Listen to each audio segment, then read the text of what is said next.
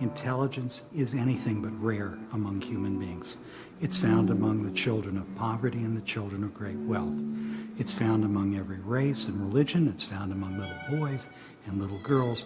Children are capable of amazing things. In 1907, one woman challenged the way traditional schools attempted to educate children, beginning with the children of poverty. Her name is Dr. Maria Montessori. She noticed that the children of very, very poor families were displaying the same intelligence, curiosity, and awareness that the children of her very wealthy friends did. And her question was, what could be done to design schools or learning experiences that would work with human nature instead of ignoring it or actually fighting against it? She began to bring in all sorts of sensory puzzles and other devices that were used for measuring intelligence among adults. She quickly discovered that the children would solve these problems and do them over and over and over again and demand more. Today, there are more than 5,000 schools in North America. What parents and educators are finding is that the traditional model in the United States has not really been working that well, and it doesn't seem to be able to be modified in a way that works better. And so I think parents are turning to other kinds of education, Montessori being one of them. Specially trained Montessori teachers provide lessons that are designed to promote learning through curiosity, inquiry, and exploration. Children can learn individually or in small groups, allowing students to learn at a pace that is comfortable for them.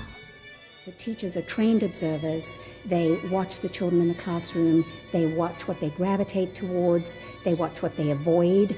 And then we have strategies, and it depends on the child. You know, some children you can say, I've got this fabulous lesson. Come, I've got this lesson for you.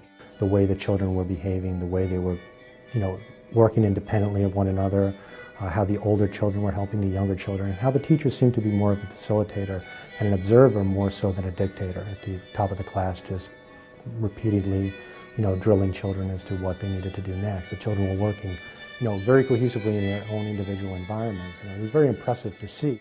I would say that this environment allows her to be creative and free, and she loves coming to school every day. So I think this is the way education was intended, because I think you should enjoy learning, and for us that means that she'll always have a love of learning. The best thing about coming to school is that there's always something new to learn every day. While some Montessori schools are found in more affluent communities, many are public or private, serving a very diverse population of families. We don't talk about diversity as much as we talk about peace. And peace implies a kind of acceptance, more than tolerance, not just tolerance, but a kind of acceptance of a wide variety of folk. Because underneath it all, we learn in many of the same ways, we have the same values, we certainly have the same hopes for our children. Diversity is represented by the variety, but it's also represented by our intention to connect people and hold them together. To ensure the education model's continued growth, the Montessori Foundation was created as a resource for the Montessori community. We work with the leaders and the boards and the owners of schools.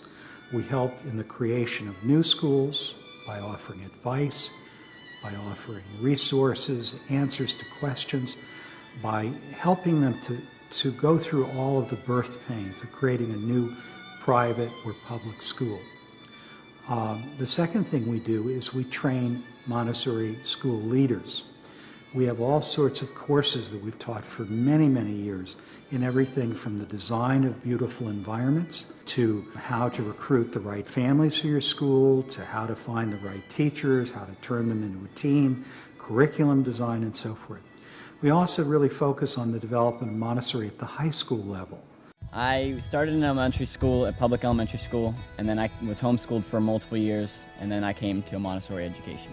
I like this better because it's more personal. I mean, when a teacher has 30, 40, 100 kids to deal with, depending on the school, you can't have personalized grades, you can't have the personalization, you can't talk to the teacher one-on-one necessarily. They oftentimes seem to be overwhelmed. The Montessori Foundation is looking ahead to the future and thinking about you know, what's the modern family? What do they need? And how do we communicate with them?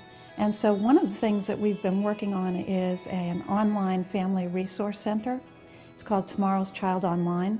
And what we're trying to do is appeal to the families of the 21st century, and that they can go there and look for resources, along with Tomorrow's Child magazine is on there as well.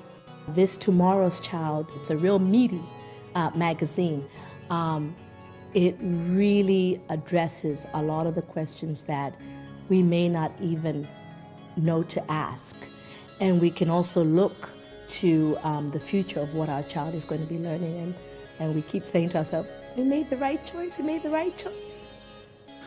One thing that makes the Montessori Foundation and its affiliated membership organization that we founded, the International Montessori Council, I think different and important is we work with everybody.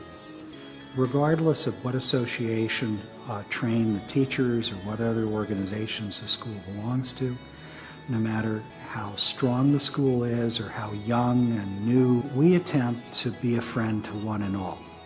Anything you have a question about, you can go ask, and you've got a group of people who have worked for many, many years and work with many Montessorians throughout the world. The Montessori Foundation traditionally has not asked for contributions. It was set up by my family, and I organized it to operate as a very entrepreneurial nonprofit that would be self-supporting.